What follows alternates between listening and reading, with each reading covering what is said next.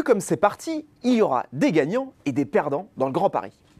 Les projets d'urbanisme fourmillent en Ile-de-France, des Yvelines au Val-de-Marne, en passant par les Hauts-de-Seine et la Seine-Saint-Denis.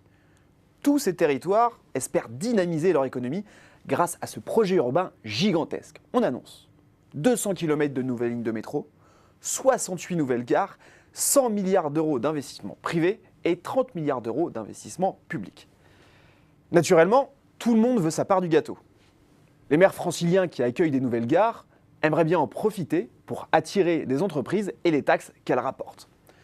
Pour ce faire, ils n'hésitent pas à prévoir des projets immobiliers mixtes avec du logement, du bureau et des commerces. On insiste ainsi à une addition de programmes locaux d'urbanisme autour des stations de métro du Grand Paris, principalement en première, mais aussi en deuxième couronne. Or, prévoir beaucoup de bureaux dans sa commune est un pari osé, car rien ne dit que la dynamique économique suivra. Les espaces de bureaux sont en effet très concentrés sur certains territoires. Les entreprises aiment se rapprocher entre elles afin de créer un écosystème de proximité. Ainsi, on a bien compris qu'en Ile-de-France, le nord de la Seine-Saint-Denis et le croissant ouest parisien phagocyteraient la plupart des investissements. Jugez plutôt. Sur la zone située à l'ouest de la Défense, regroupant notamment des villes comme Nanterre, Courbevoie ou Rueil-Malmaison, les chantiers en cours ont bondi de 314% en un an. Et au sud de la Défense, sur le territoire qui regroupe notamment Issy-les-Moulineaux, Saint-Cloud et Boulogne-Billancourt, les transactions sont en hausse de plus de 80%. La dynamique est également forte au nord de Paris, en Seine-Saint-Denis, où la nouvelle gare de Saint-Denis-Pleyel, qui va structurer un méga pôle de bureaux, va prendre place. Dans cette zone, les transactions dans l'immobilier tertiaire explosent, plus 382% sur un an. Un afflux d'investissement qui va nécessairement faire monter les prix.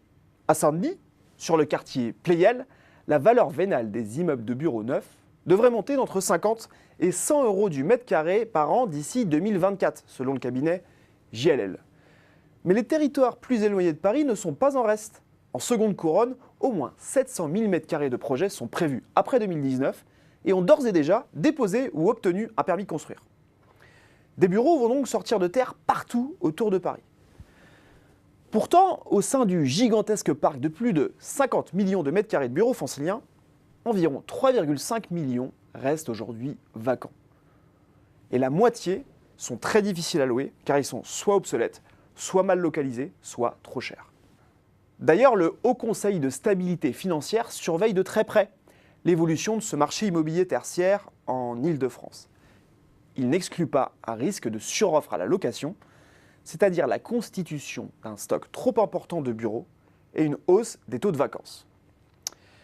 Dès lors, on peut se poser une question. Est-ce bien raisonnable de rajouter autant de nouveaux bureaux dans la région parisienne? Autour du quartier Pleyel, qui sera le centre névralgique du Grand Paris, ce n'est pas dénué de sens. Mais plus loin de la capitale, c'est plus risqué. Bref, si tous les élus franciliens s'entêtent à vouloir attirer des entreprises, on pourrait s'exposer à de gros couacs.